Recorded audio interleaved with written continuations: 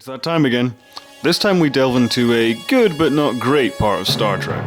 In no particular order, these are the top 10 Star Trek Voyager episodes. Number 10, Future's End. Out of the first two seasons of Voyager, this is one that I always end up coming back to. Voyager is attacked by a Starfleet ship from the 29th century. The captain of the ship claims that Voyager is the cause of a disaster in the future and must be erased from time. When Voyager fights back, a rift is opened which pulls Voyager into 1996, where a tech mogul has captured the time ship that attacked them. So it's up to the Voyager crew to steal the ship back before more damage is caused to the timeline. Much like the voyage home, it's just fun to see Star Trek characters trying to navigate what was, at the time, the modern world. Lots of hijinks, as well as a palpable tension to the story and welcome guest stars. Sarah Silverman is in this one, and she isn't annoying, but actually pretty funny and quirky. And Ed Begley Jr. is a bad guy that you just love to hate. Much like Kirk's adventure on the big screen, this is a great balance of sci-fi adventure and fun. Number 9, Living Witness. 700 years in the future, the Doctor's hologram is reactivated in an alien museum. The museum is dedicated to a pivotal event in the alien world's history when they encountered Voyager. But, according to their history, Voyager was a powerful warship and the crew are brutal soldiers and psychopaths. The Doctor is horrified by this false account of what actually happened and sets out to put the record straight, but in doing so, instigates a social upheaval. Not only is it fun to see the regular cast take a turn as demented evildoers, but the episode also features a rich theme of convenient lies versus unsettling truths. Much of the alien society and how it functions is based on the false account of history, and revealing the truth leads to unrest and violence. But ultimately the episode argues that the truth should always come out. Societies should always admit their mistakes in order to move past them. The world building here is fantastic, as we, the audience, become surprisingly invested in the society we learn about. We come to care more about the characters who aren't even part of the main crew, and that's pretty rare for Star Trek. It's a darkly funny episode, highly dramatic and thematically interesting. It's one of the peaks that Voyager was able to reach on occasion. Number 8, Bride of CHAOTICA. Something which became a real drag in later Voyager was the holodeck episodes, but when it was fun we had Captain Proton, a holonovel played by Paris and Kim, which is basically a love letter to Flash Gordon. But in this episode, aliens from another reality mistake the holonovel for the real thing, and suddenly Paris's hobby becomes a battleground, and the only way to stop it is to play along. Again, this is just another chance for the cast to have fun. The over-the-top acting, cheesy dialogue, and cheap costumes are a joy, and the production design nails the look they're going for. Some nice whimsical adventure, and it's only a shame that other holodeck central episodes never really quite struck the same chord.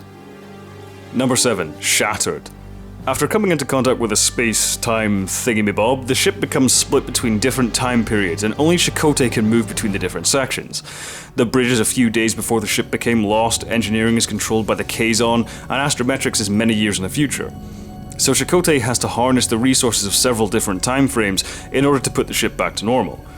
It's nice to see some good villains and scenarios come back into play, as well as intriguing what-if ideas for the future. But what sells the episode is the character interaction between Janeway and Chakotay. After seeing the horrors of what is about to happen to her ship, Janeway starts pondering if she should change the future from her own time frame, to avert being lost in the Delta Quadrant. Most of the cast have fun reenacting some other good episodes, and the central performances are compelling. Time travel concepts can either be a mess of nonsensical plotting, or a chance for some really interesting human drama, and thankfully, this is the latter. Number 6, Infinite Regress.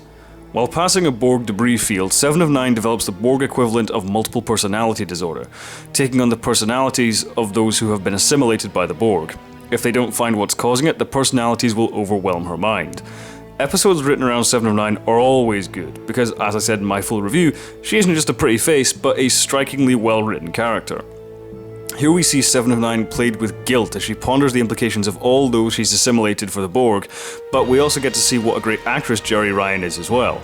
It's funny to see her become a typical Ferengi and then a Klingon, and then gut-wrenching to see her as a worried mother and a terrified child. Sometimes switching between these personalities in the same shot. It's an acting showcase for Ryan and another unique story gifted to us from a great character. Number 5, Equinox. Voyager encounters another Starfleet vessel in the Delta Quadrant, the USS EQUINOX, a small science ship brought there by the same entity that took Voyager. The ship has been under attack by extra-dimensional creatures, which has left them in bad shape.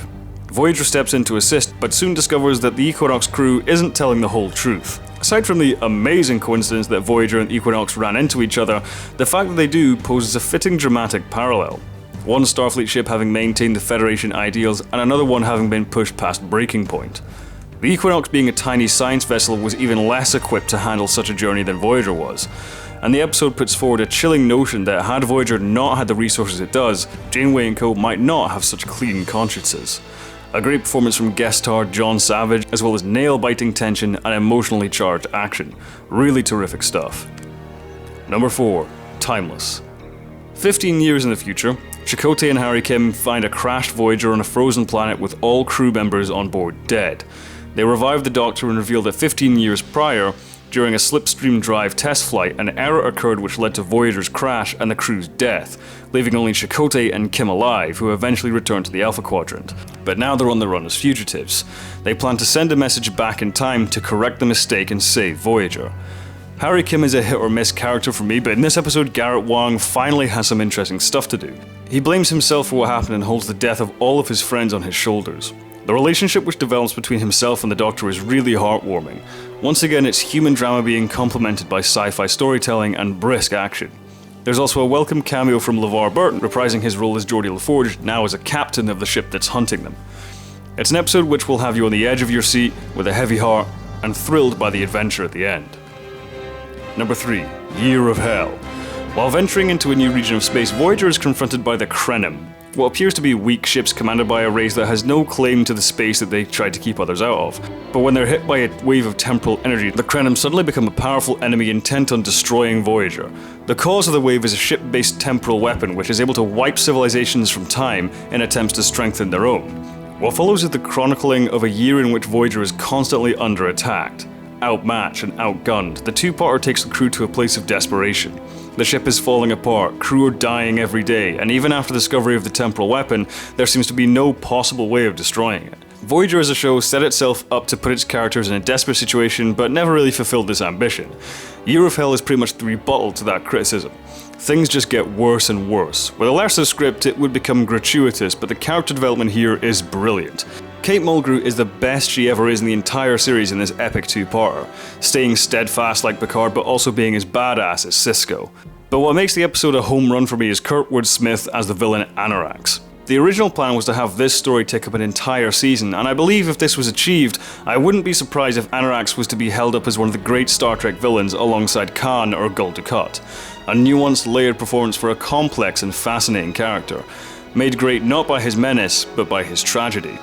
A high point for the show that every episode following it should have aspired to. Number 2. Relativity. If all this time travel stuff is getting on your nerves, well, this is the episode for you. Voyager is destroyed by a temporal explosive device, but moments before, 7 of 9 is taken to the 29th century where she is recruited to stop the device from being planted in the first place. What follows is a bunch of different time frames, multiple copies of various characters, and a headache if you think about it too hard. This is an episode which revels in the ridiculous head-scratching nature of time travel stories and delights in making it more and more complicated as the episode goes on. This was supposed to be the time travel episode to end all time travel episodes. Supposed to be, that is. With the convoluted absurdity of it all becoming a masterful punchline by the end of the episode. A knee slapper as well as a head scratcher. Number 1. Scorpion. This is when Voyager finally hit its stride. The show had been holding off the Borg until First Contact came out, but now the time was right. Voyager enters Borg space only to discover that the collective is embroiled in a losing war with an even more powerful enemy simply known as Species 8472. In exchange for secure passage through Borg space, Janeway agrees to help the Borg make a weapon which can turn the tide of the war. It's dramatic, it's tense, and it introduced the best character of the show seen first as a villain. Once again, this is Voyager making good on that setup it's squandered so often. The Borg outmatched Starfleet on the best of days, and now Voyager is completely without support and has to contend with something even worse than them as well. This two-parter also makes good on the conflict between Maquis and Starfleet. As Janeway's alliance with the Borg becomes more and more dangerous, she and Chakotay end up coming to blows over the situation. It's a Star Trek thrill ride, and much like Deep Space Nine was when the show took things up a notch. Overall, I still really like Star Trek Voyager as a show.